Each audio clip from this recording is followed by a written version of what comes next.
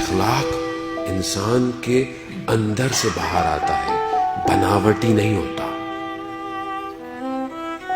بچہ first second third اور first grade لے کر جو ڈگری لے کر آتا ہے، وہ ہر وقت اپنے ساتھ لے کر معاشرے میں نہیں چلتا عزیزان محترم، اس کا اخلاق ہے جو معاشرے میں چلتا ہے، وہ اس کو دکھائے گا ہاں کسی اچھے گھر کا پیدا ہوا ہے، ماں باپ نے تربیت بڑی اچھی کی تھی۔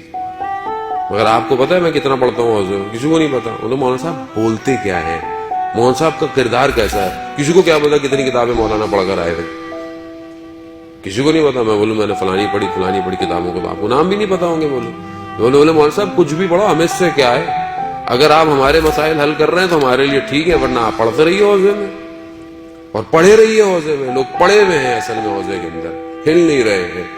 کیوں؟ کیونکہ معاشرے کو درک کرنا ضروری ہے۔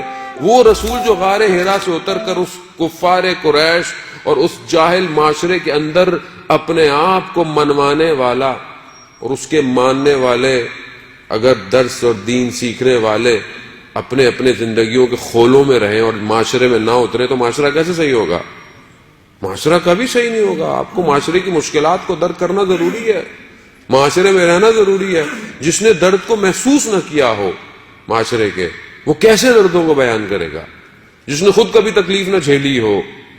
یہی وجہ ہے رسول خدا نے فرمایا کہ جتنی مشکلات مجھ پر پڑی کسی نبی پر نہیں۔